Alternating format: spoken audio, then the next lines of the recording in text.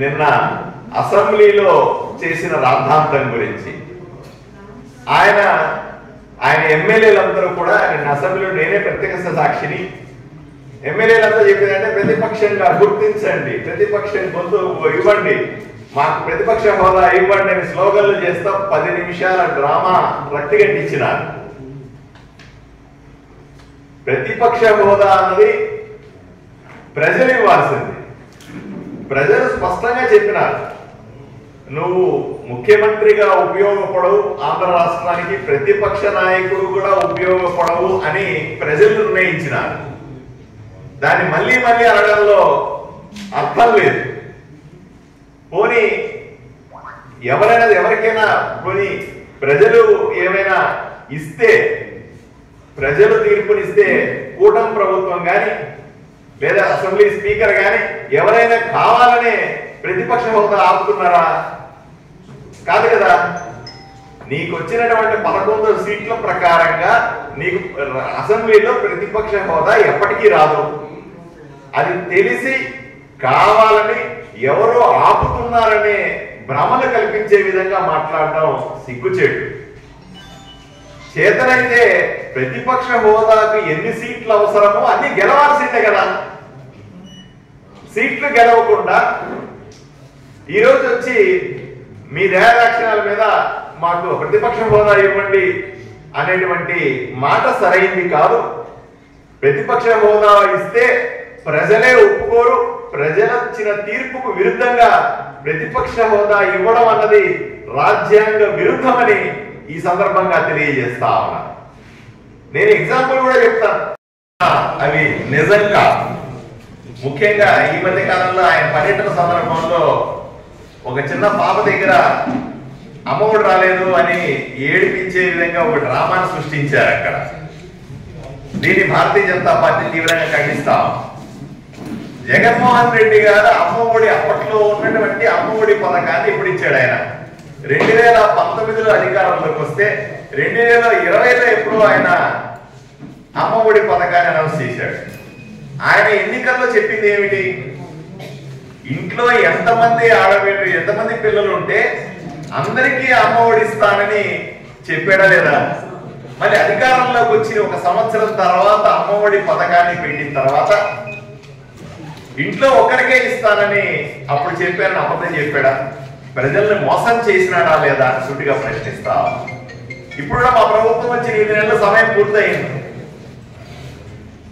మళ్ళీ పాఠశాల ఓపెన్ చేయగానే, ఇప్పుడు ఎగ్జామ్స్ అయిపోయిన తర్వాత పాఠశాలలో మూతపడతాయి, స్కూళ్ళు ఓపెన్ చేయగానే అందరికీ కూడా మేము ఎన్నికల సందర్భంలో కూటమి ప్రభుత్వం ఏదైతే హామీ ఇచ్చిందో అప్పటి అమ్మఒడిని ఇప్పుడు తల్లికి వందనం అనే పథకం, ఆ పథకాన్ని తప్పనిసరిగా అమలు చేస్తాము. మేము చెప్పిన విధంగా ఎంతమంది పిల్లలు ఉంటే అంతమందికి అమలు చేస్తామని స్పష్టంగా తెలియజేస్తాం. దయచేసి జగన్మోహన్ రెడ్డి గారికి కానీ వైసీపీకి కానీ ఇటువంటి తప్పుడు ప్రచారాలు చేయొద్దు అనే విషయాన్ని స్పష్టంగా చెప్తాం. మేము ఎన్నికల సందర్భంలో ఇచ్చిన హామీలు ఇప్పటికే కొన్ని నెరవేర్చాం. అధికారంలోకి రాగానే పెన్షన్ 1000 రూపాయలు పెంచాం. అప్పట్లో చూడండి, జగన్మోహన్ రెడ్డి గారు ముఖ్యమంత్రి అవ్వగానే మొదటి సంవత్సరం ఆయన పెంచింది కేవలం 250 రూపాయలే. మరి మేము 1000 రూపాయలు పెంచాం కదా. రెండవది, దీపం పథకాన్ని అమలు చేస్తున్నాం. సుమారుగా 94 లక్షల మందికి లబ్ధి చేకూర్చే విధంగా దీపం పథకాన్ని ఈరోజు రాష్ట్రంలో అమలు చేయడం మొదలుపెట్టాం. మా ఎన్నికల హామీల్లో 3 సిలిండర్లు సంవత్సరానికి ఉచితంగా ఇస్తామనే హామీని నెరవేర్చుకున్నాం.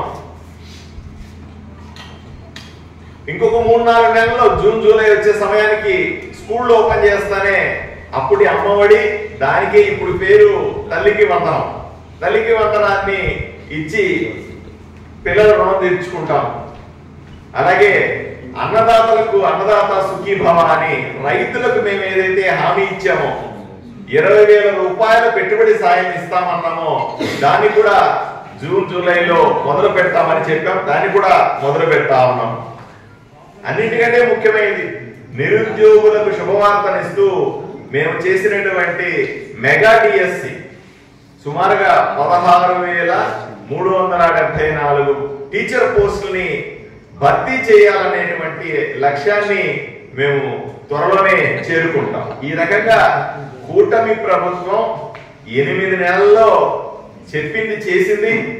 రాబోయే 5 ఏళ్లలో కూడా ఏదైతే మేము హామీలు ఇచ్చామో వాటిని తూచా తప్పకుండా వీలైతే ఎక్కువే చేస్తాం కానీ తక్కువ చెయ్యము అనే విషయాన్ని ప్రజలకు తెలియజేస్తా ఉన్నాం. కూటమి ప్రభుత్వం చేస్తున్న మంచి పనులను వీలైతే ప్రశంసించాలి తప్ప జగన్మోహన్ రెడ్డి గారు తన సొంత మీడియా ద్వారా కానీ లేదా సోషల్ మీడియాలో కానీ వీళ్ళు చేయలేరు, వీళ్ళు విఫలమైనారనేటువంటి దుష్ప్రచారాన్ని ఆపాల్సిందిగా కోరుతాను. జగన్మోహన్ రెడ్డి చేస్తున్నటువంటి ఈ దుష్ప్రచారాన్ని ప్రజలు కూడా తిప్పి కొడతారనే విషయం తెలియజేస్తాం. చూడండి, మా ప్రతిపక్ష పార్టీ కాంగ్రెస్ అయినప్పటికీ కూడా మేము వాళ్ళ గురించి చెప్తా ఉన్నాం. 2004లో కాంగ్రెస్ కు ప్రతిపక్ష హోదా లేదు. ప్రతిపక్ష హోదా కావాలంటే అప్పట్లో 55 పార్లమెంటు స్థానాలు ఉండాలి. వాళ్ళకి 44 వచ్చినాయి. అయినప్పటికీ కూడా వాళ్ళ సభ్యులు కానీ వాళ్ళ ప్రతిపక్ష నాయకులు కానీ వాళ్ళందరూ కూడా వచ్చి పార్లమెంట్ లో కూర్చొని ప్రజల తరఫున ప్రజల సమస్య గురించి ప్రస్తావన చేస్తే ప్రతి ఒక్క అంశాన్ని కూడా అప్పుడు నరేంద్ర మోదీ ప్రభుత్వం దాన్ని పాజిటివ్ గా తీసుకున్న సందర్భం, లేదా అప్పుడు వాజ్పేయి ప్రభుత్వం పాజిటివ్ గా తీసుకున్న సందర్భం. మరి మీరేం చేస్తా ఉన్నారు? మీరు ప్రజాప్రతినిధి కదా, మీరుతో పాటుగా 11 మంది ప్రజాప్రతినిధులు ఉన్నారు కదా. మీరు రాష్ట్ర ప్రజల సమస్యల గురించి లేదా రాష్ట్రంలో పడుతున్న ప్రజల ఇబ్బందుల గురించి అసలు ప్రస్తావిస్తున్నారా? నిన్న మీరు అసెంబ్లీకి వచ్చినప్పుడు మీరు మొన్ననే గుంటూరు మిర్చి యార్డుకి వెళ్ళి మిర్చి రైతుల గురించి చాలా గొప్ప ఉపన్యాసం ఇచ్చినారు. నేను అసలు అక్కడ పోయి ప్రభుత్వాన్ని నిలదీస్తా అది ఇది అన్నారు. మరి అసెంబ్లీలో మీకు అవకాశం వచ్చింది, అసెంబ్లీ జరుగుతా ఉంది. ఈ సందర్భంలో వచ్చి మీరు మిర్చి రైతుల గురించి మాట్లాడినా మేము సంతోషపడేవాళ్ళం. మేము 2-3 రోజుల్లోనే మిర్చి రైతుల కష్టాలను తీర్చి కేంద్ర ప్రభుత్వ సహకారంతో 11,900 చిల్లర మద్దతు ధరను సాధించుకోగలిగినాం. మరి మీరు 5 ఏళ్లలో ఎప్పుడన్నా చేశారా ఈ పని అని అడుగుతా ఉన్నా.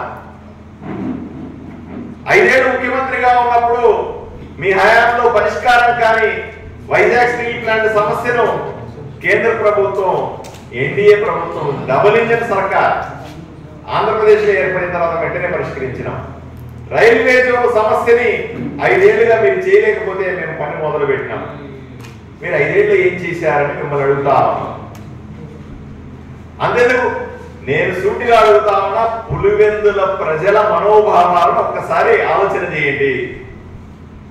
జగన్మోహన్ రెడ్డి గారు మీకు ఓటేసి గెలిపించారు. పులివెందుల ప్రజలు ఎమ్మెల్యేగా ఎన్నుకున్నారు.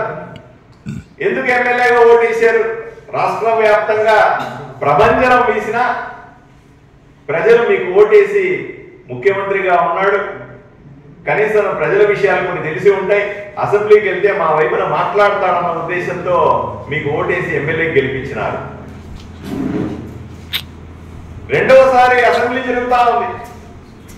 ఏ ఒక్క రోజైనా సరే జగన్మోహన్ రెడ్డి గారు అతనికి ఓటేసినటువంటి పులివెందుల ప్రజల సమస్యలని అసెంబ్లీలో చెప్పినాడా అని అడుగుతా ఉన్నా. పులివెందుల్లో ప్రజలకు సమస్యలే లేవా? మీరు సృష్టించిన సమస్యలు చాలా ఉన్నాయి పులివెందుల్లో. మరి ఎమ్మెల్యేగా ఉన్న మీరు వాళ్ళ సమస్యల గురించి అసెంబ్లీలో ఎందుకు మాట్లాడట్లేదని పులివెందులకు వెళ్తే ప్రజలు నిలదీయారా మిమ్మల్ని? మీరు మాజీ ముఖ్యమంత్రి కాబట్టి నిలదీయలేకపోవచ్చు, గట్టిగా మాట్లాడలేకపోవచ్చు, కానీ విపరీతమైన చర్చ జరుగుతా ఉంది. మేము ఎమ్మెల్యేగా ఓటేసి గెలిపిస్తే మా గురించి మాట్లాడకుండా, మా ఊరి గురించి మాట్లాడకుండా, పులివెందుల అభివృద్ధి గురించి మాట్లాడకుండా ఈయన ఎంతసేపు నాకు ప్రతిపక్ష హోదా ఇవ్వండి, నాకు ప్రతిపక్ష హోదా ఇవ్వండి అని పోట్లాడుతున్నాడని ప్రజలంతా రాష్ట్రంలో చర్చించుకుంటా ఉన్నారు. అసెంబ్లీకి రాని జగన్మోహన్ రెడ్డి గారికి, ప్రజా సమస్యల గురించి మాట్లాడడానికి సిద్ధంగా లేనటువంటి జగన్మోహన్ రెడ్డి గారికి మరి ఎమ్మెల్యేగా జీతం ఇస్తా ఉన్నాం, పిఏలు ఇస్తా ఉన్నాం, కార్లు ఇస్తా ఉన్నాం, పోలీస్ సిబ్బందిని సెక్యూరిటీగా పెడతాం. సుమారుగా 40 మంది పోలీస్ సిబ్బంది సెక్యూరిటీగా ఉన్నారు. ఇదంతా కూడా ప్రజల డబ్బుల్ని దుర్వినియోగం అవడం కాదా? ప్రజల సమస్యల గురించి పట్టించుకుని జగన్మోహన్ రెడ్డి గారికి ఇన్ని వసతులు ఇవ్వడం అవసరం అంటారా అని ప్రజలందరూ కూడా ఈరోజు చర్చించుకునే పరిస్థితి. దయచేసి జగన్మోహన్ రెడ్డి గారు ఇప్పుడన్నా ఆలోచన చేయాలి.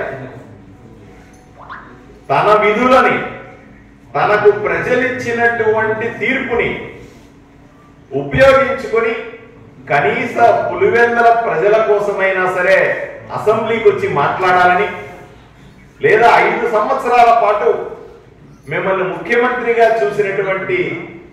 చేసినటువంటి ప్రజల సమస్యలను తీసుకొని వచ్చి నిర్మాణాత్మకంగా అసెంబ్లీలో మాట్లాడాలని కోరుకుంటా ఉన్నా. లేకపోతే దయచేసి మీరు ఇవన్నీ వదులుకోండి. మీకు ఇచ్చినటువంటి ఎమ్మెల్యేగా ఇచ్చిన వసతులని, నేను ఎమ్మెల్యేనండి, నేను ఆదోని ఎమ్మెల్యేని, నిరంతరం ఆదోని ఎమ్మెల్యే సమస్యలు, ఆదోనిలో ఉన్నటువంటి సమస్యలన్నింటినీ అసెంబ్లీలో పరిష్కరించడానికి రోజు కూర్చుంటున్నా. బెల్లు ఓపెనింగ్ బిల్లు మొదలు పెట్టిన దగ్గర నుంచి క్లోజింగ్ బిల్ దాకా కూర్చుంటా ఉన్నా. నేను బాధ్యతగా భావిస్తా ఉన్నా. నాకు ఎమ్మెల్యేగా జీతం ఇస్తా ఉన్నారు, ఎమ్మెల్యేగా వసతులు ఇస్తా ఉన్నారు. వీటిలన్నింటినీ కూడా పెట్టుకొని నా ధర్మాన్ని నేను నిర్వహిస్తా ఉన్నా. మరి జగన్మోహన్ రెడ్డి గారు ఎమ్మెల్యేగా తన ధర్మాన్ని, తను చేయాల్సిన పనులు, తన విధులు నిర్వహిస్తున్నాడా? నిర్వహించకపోతే ఆయనకి ఇన్ని వసతులు ఎందుకు, ఇంత జీతభత్యాలు ఎందుకు, ఇంత పోలీస్ సెక్యూరిటీ ఎందుకు అని సుడిగా ప్రశ్నిస్తా ఉన్నా.